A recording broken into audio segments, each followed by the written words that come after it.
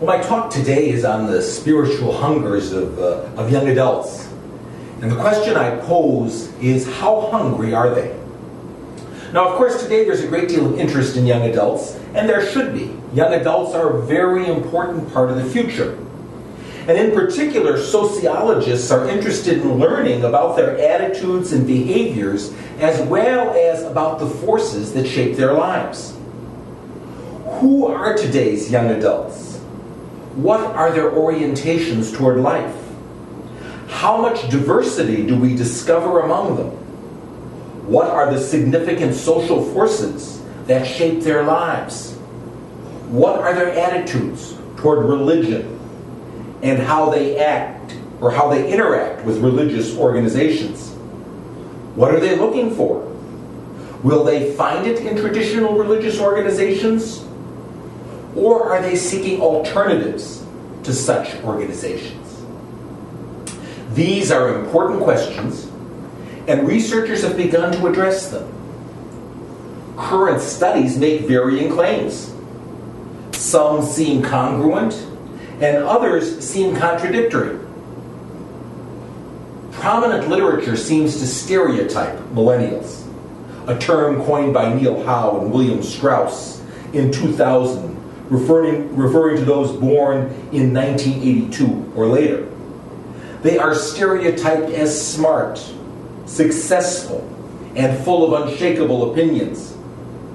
Yet commentators fight among themselves and have described one another's work as wrong, unempirical, or wildly mistaken.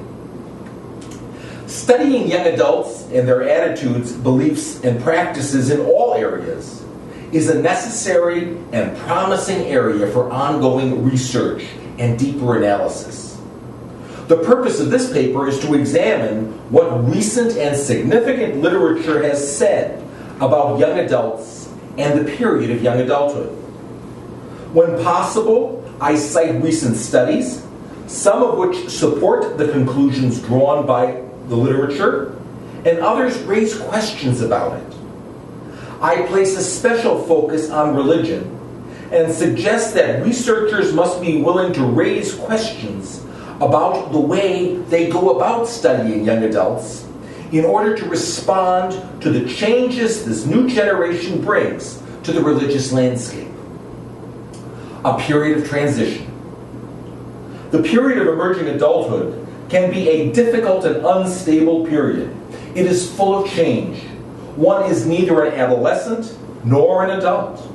Relationships are in a state of flux, and one does not feel in control of what is happening. The control once exercised by parents has waned. This has both benefits and costs for the emerging adult. One has greater latitude to make one's own decisions. Resources, however, such as a voice of experience and accountability, may be absent. You don't have to explain yourself to your parents or to a significant other, nor are you responsible for anyone else.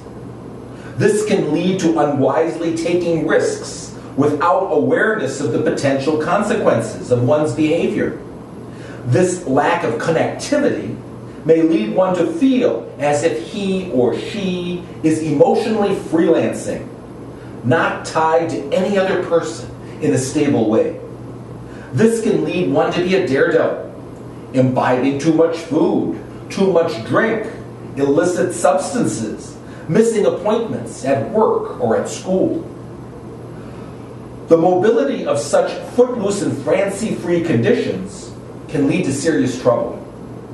A 2008 Pew report indicates that 1 in 30 men between the ages of 20 and 34 is behind bars. If you control for race, the figure is 1 in 9 for black males in that age group.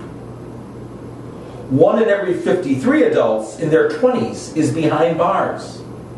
In contrast, the rate for those over 55 is 1 in 837. The conditions of an emerging adult's life can make them seriously vulnerable to high-risk behaviors and their consequences. The educational landscape is also shifting. On the one hand, a larger proportion of young adults are taking advantage of opportunities to seek college degrees. In particular, educational opportunities for women have increased. According to our net, in 2000, about 2/3 of 18 to 24-year-olds were enrolled in college. More currently, a 2009 Pew Research Center analysis of newly released data from the U.S. Census Bureau finds that this recession has driven a surge in college enrollments. The share of 18 to 24-year-olds attending college in the United States hit an all-time high in October 2008, just under 11.5 million students, or 39.6% of all young adults ages 18 to 24 were enrolled in either 2- or 4-year colleges. Yet the instability of current economic conditions, as well as that of the period of emerging adulthood, offer few guarantees for higher rates of college completion. The National Center for Education Statistics reported in 2002 that less than a third of the 25 to 29-year-olds had actually obtained a bachelor's degree, and those who complete college may take 5 or 6 years to do so. Some reasons for disruptions or delays include personal characteristics, such as enrolling to please one's parents, immaturity, or lack of discipline. Social factors, such as a lack of financial resources, also cut short college careers. This is especially true for Latinos and African Americans. An abundance of choices. The predominant literature on emerging adulthood characterizes it as a period filled with both opportunities and the pressures of making choices. Whether this is experienced by most young adults or mainly those in the upper and middle classes needs further exploration. Arnett says emerging adults are checking out all the possibilities. They want to take in everything. They are exploring their identities and trying to discover who they are in relationship to love and work. They are perceived to have a wider range of choices than any generation in history. Yet having such a wide range of choices can put a lot of pressure on today's emerging adults. This, in turn, can produce tremendous anxiety.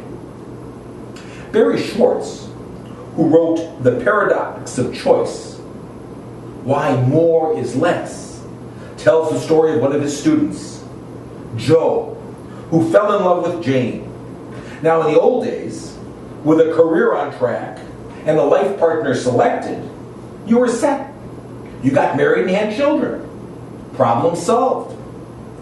Schwartz tells the story of Joe and Jane who found themselves having to make many decisions their parents and grandparents did not. Should they wait and get their careers settled before marriage? If they postpone marriage, should they live together? How will they negotiate their way from being two independent individuals into being an interdependent couple? How will they settle questions related to finances, as well as parental and family relationships? In a world of religious and cultural pluralism, they will have to settle questions such as, will the marriage be celebrated in your faith tradition or mine, or some neutral ground? Having two careers, if promotions require us to move, whose job has priority? Should we have children? If so, when? Having so many choices, having the world as your oyster, presents emerging adults with so many opportunities. They also fear that if they choose poorly, it's their fault.